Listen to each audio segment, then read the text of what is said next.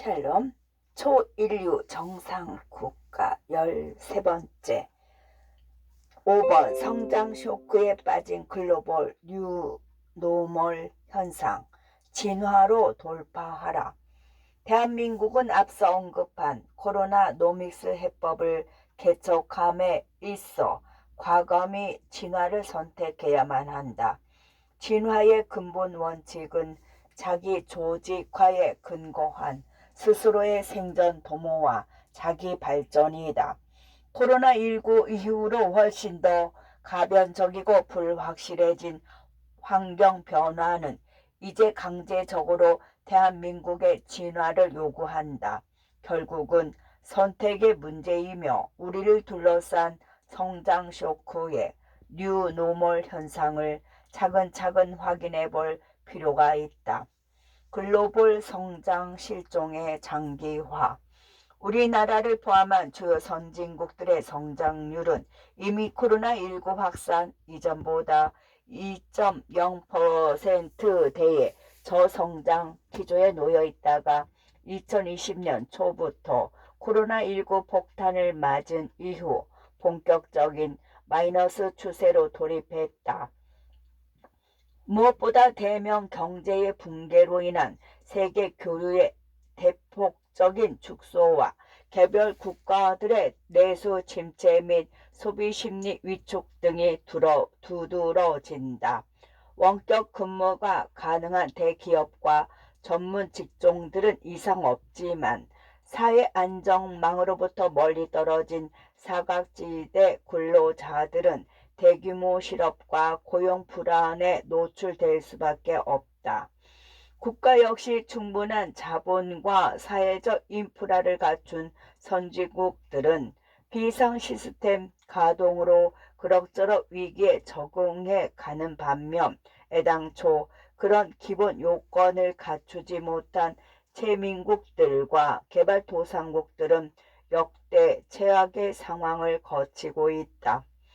전 세계 모든 정치 리더십이 방역과 경제의 딜레마에 봉착해 버린 점도 특이점이다.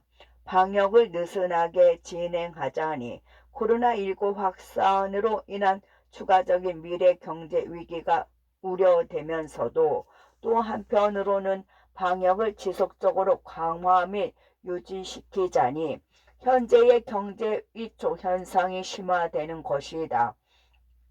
우리나라만 하더라도 조기케 방역에 있어서 국민적 협조가 원활하게 진행되었지만 시간이 지나면 지날수록 사회적 거리 두기에 대한 국민적 피로도와 불만이 빠른 속도로 증가하고 있다. 전 세계적인 성장 실종이 장기화되면서 국민들의 생존 문제가 점점 크게 대두되고 있는 것이다. 처음에는 과장인 줄 알았지만 시간이 지날수록 이번 코로나19 사태는 지난 100년간 발생했던 경제 대공황 충격을 넘어설 것으로 관측된다. 앞으로 전 국민 백신 도입 등의 중요 변수들도 있지만 설령 코로나19가 통제된다고 가정할지라도 위기 이전의 실질 국내 총생산으로 복원되기까지는 매우 오랜 시간이 걸릴 것으로 보인다. 또한 제2차 세계대전 수준에 이른 글로벌 정부 부채 급증도 문제이다. 국제통화기금이 공개한 재정 모니터 보고서에 따르면 세계 국내 총생산 대비 공공부채 비율은 지난해 2020년 말 기준 98%로 전년도 84%보다 14%포인트 급증했다. 특히 우리나라의 경우 코로나19 긴급재난지원금 명목으로 추가적인 수십조 원 규모의 적자 국채 발행이 예고된 상황인지라 앞으로 국가 신용 등급 강등 위험성도 충분히 발생할 여지가 있다. 말 그대로 산 넘어 산이다. 안티 세계화로 인한 글로벌 각자 도생. 무엇보다 갈수록 확산되는 안티세계화 현상은 수출 의존도가 높은 대한민국 경제에 있어 매우 위험한 리스크 요인으로 작용할 여지가 있다.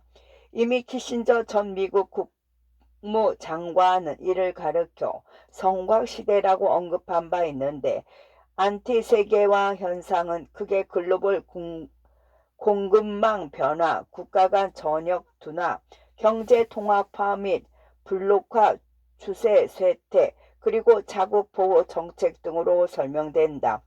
글로벌 공급망 변화의 경우 기존 인건비가 낮았던 일부 국가에 집중되었던 생산관리 라인의 리쇼어링 현상이 더욱 가속화될 예정인데, 이미 미국, 독일, 프랑스 등에서는 관련 사례들이 진행 중이다. 한국무역협회에 따르면 미국은 2010년 95개에서 2018년 886개로, 유럽은 2016에서 2018년 193개 기업, 일본은 2006에서 2018년까지 7,633개 기업이 자국으로 돌아갔다. 실제로 기업의 기술 수준이 높을수록 리쇼어링에 인한 자국 일자리 창출 효과가 더 큰 것으로 확인되었는데, 미국의 경우 2010에서 2019년 리쇼어링으로 창출된 전체 일자리 중 고위, 중고위 기술군 일자리가 67%에 달하는 것으로 밝혀졌다. 특히 정보통신 기술을 스마트 팩토리로 적용하게 된다면 선진국과 개발도상국 인건비 격차는 크게 줄어든다. 실제 미국의 USA와 독일의 공통적으로 제조업 혁신을 통한 고부가 가치 사슬 강화와 스마트 생산 시스템 리쇼어링 유인책 등을 핵심 내용으로 한다. 일본 또한 혁신 기술에 투자한 기업에 대한 법인세 완화 정책과 스마트 생산 라인 구축을 위한 산업 로봇 설비 지원도, 스마트 전환에 필요한 리쇼어링 제반 비용을 적극적으로 지원하고 있다. 이러한 트렌드는 곧 국가 간 교역 둔화와도 연결되는데, 구체적으로는 자국 핵심 기술에 관한 국가의 보호주의 정책이 더욱 강화될 것이며, 미중 무역 갈등과 같은 경제 패권 싸움도 더욱 본격화될 여지가 크다. 국가 간 보호 본능이 발현될수록 타국에 대한 신뢰는 자연스럽게 감소할 수밖에 없고, 그만큼 과거의 대세였던 경제 통합화와 블록화의 추세가 앞으로는 쇠퇴할 것으로 보인다. 결국은 코로나19 시대 속 각 국가들의 생존 게임을 위한 각자 도생이 본격화되었다. 비대면 전성시대. 패러다임 변화는 기존에 유행했던 패러다임의 치명적인 위기 상황이 발생한 후 새롭게 나타난 혁신 요소가 문제 해결을 위한 대체 패러다임을 제시하면서 나타나게 된다. 쉽게 말하자면 기존 패러다임은 대면 경제였고, 혁신 요소라 함은 발달된 IT 기술 등을 의미한다. 결국 코로나19로 인한 대면 경제의 대위기 상황이 고조되면서 기술 혁신의 바탕을 둔 새로운 비대면 경제 패러다임이 급부상하게 된 것이다. 문제는 우리들의 모든 사고방식이 대면 경제를 중심으로 이루어진지라. 성공적인 비대면 선언을 위해서는 기본 사고의 틀을 완전히 바꿔야 한다. 비대면 경제 구조 속에서 사람들은 더욱 나를 중심으로 자신의 공간과 시간을 더욱 주체적으로 개척해 나가기 시작할 것이다. 특히 디지털 역량이 탁월한 젊은 세대의 경우 과거에 비해 엄청나게 발달된 IT 기기들과 플랫폼들의 힘을 빌려 이전과는 전혀 다른 라이프 스타일을 개척해 나갈 것이다.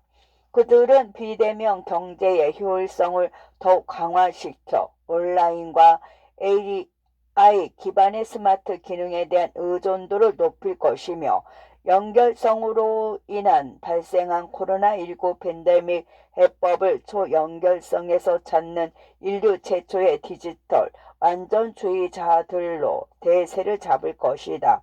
대표적인 경우로는 지배시대, 영상의 시대, 그리고 새로운 상식의 시대 등이 열리게 될 것이다. 지배시대, 방콕 수요 폭발. 비대면으로 상징되는 지배시대가 본격적으로 자리매김했다. 입을 밖은 위험해라는 젊은이들의 우스갯소리처럼 코로나19와 같은 외부 위험으로부터 안전한 집을 중심으로 비대면 경제가 본격적으로 뿌리내리는 것이다. 이런 새로운 시대 흐름은 일과 삶의 스타일을 완전히 뒤바꿔 놓을 뿐만 아니라 이와 관련된 경제적 수요 역시 새롭게 등장하게 된다. 가령 사람이 혼자서 집에 들여박혀 있다고 해서 다른 사람에 대한 호기심과 더불어 노는 것에 관심이 없는 것이 아니다. 오히려 혼자 있을수록 다른 사람들이 어떻게 사는지에 대해 궁금증도 커지고 뭔가 재미있는 콘텐츠는 없을까 하면서 스마트폰을 위아래로 훑는 것은 일반적이다. 또 하나의 예로는 IT 업계에서 완전 재택 근무를 하는 한 청년이 있다. 이 친구는 집안에서 빨래하지 않는다. 세탁과 드라이클리닝을 대신해주는 런드리고 앱이 있어서 문 앞에 빨래 거리를 내놓기만 하면 하루 이틀 사이에 정리된 옷들을 포장해서 배달해 준다는 것이다. 배고플 때는 배달 앱을 이용해 먹고 싶은 것들을 시켜 먹고 심심할 경우 넷플릭스나 왓챠 등을 사용해 영화나 드라마를 보면서 시간을 보낸다고 한다. 이전에는 듣도 보도 못한 신세계이다. 이런 과정 속에서 수많은 방에 꼭 박혀 있는 소비자들의 수요 공백이 생겨나는데 그런 공백을 제대로 메워줄 주역이 새로이 등장하게 된다. 온라인 서비스 플랫폼 비즈니스 등으로 널리 알려진 갖가지 앱들은 물론이요. 문화적 수요 공백을 새롭게 대처해줄 문화인들에 대한 얘기도 빼놓을 수 없다. 다름 아닌 바로 유튜버들이다. 유튜버들은 관종으로 시작되었으나 이제는 당당히 비대면 문화를 선도하는 개척자이자 우리 시대의 새로운 주류이다. 오늘날 영상 콘텐츠 검색을 해보면 유튜브 채널이 건드리지 않는 주제는 거의 없다고 봐도 무방하다. 잘 알려진 것처럼 먹방으로 사람들에게 대리 만족을 제공해 준다든가 커플 채널을 열어 시시각각 본인들의 달달한 일상생활을 보여주기도 한다. 지식적인 차원에서는 다양한 분야 전문가들이 주식과 부동산, 특강 등을 제공해주고 5만 가지 문화 콘텐츠들을 정리하여 클래식, 영화, 드라마 등의 색다른 주제들을 중심으로 소비자들에게 문화 콘텐츠를 풍부하게 제공해준다. 한마디로 비대면 크리에이터들의 르네상스 시대가 열린 것이다. 영상의 시대, 새로운 문화 주류로 등장한 크리에이터.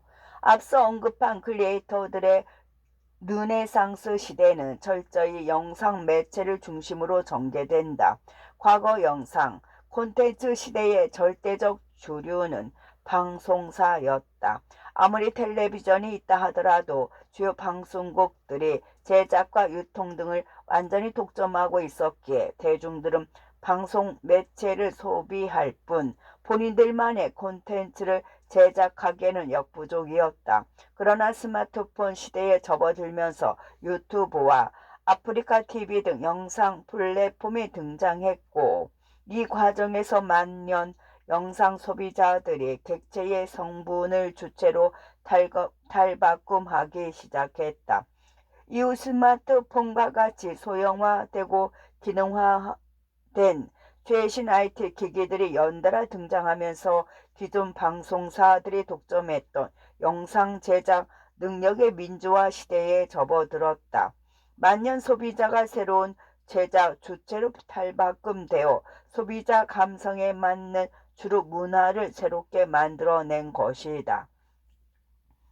실제로 비대면 경제의 문화 콘텐츠 주류도 단연 영상이다. 복잡한 지식도 영상 매체를 통해 이해하기 편한 자료 화면들을 영상으로 연달아 띄우면서 구독자들의 이해를 돕는 형태로 발전하였고, 젊은 세대로 갈수록 텍스트에 대한 니즈보다는 영상처럼 한순간에 보여주는 직관적이고 복합적인 매체에 대한 선호가 훨씬 강하게 나타난다. 짧은 영상을 짜집기해서 올리는 탁톡은 제2세대를 중심으로 챌린지 형태로 퍼져나갔고, 작년 2020년 4월 총선 전에는 지코 챌린지가 여의도에까지 선풍적인 인기를 끌면서 일부 정치인들이 그것을 따라했던 경우도 있었다. 영상 채널 크리에이터들의 전문화도 주목해볼 양상이다. 이미 눌로, 랄라와 샌드박스 등 새로운 형태의 엔터테인먼트 회사들이 생겨나기 시작했고, 이런 회사들을 중심으로 기존의 아마추어적 유튜버 채널들의 전문성도 훨씬 더 강화되기에 이르렀다. 과거에는 관종이라 불리며 말 그대로 관심을 갈구하는 다른 종으로 취급받았던 사람들이 이제는 특별한 종으로 대중들의 사랑을 받는 문화 주류 세력으로 우뚝 섰다.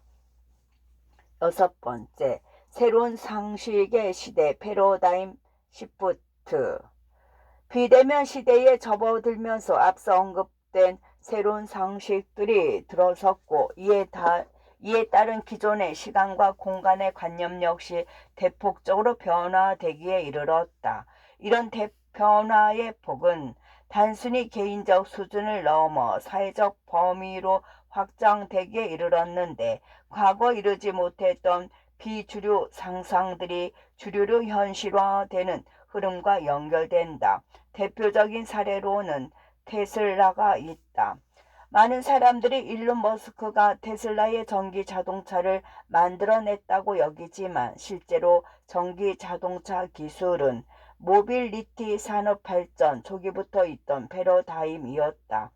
그러나 기술 성능의 부족과 기존 가솔린 자동차의 가성비로 인해 한동안 비주류로 완전히 밀려 있었던 것이다. 그러나 시대 흐름에 따라 기술과 문화가 바뀌어 버린 것이다.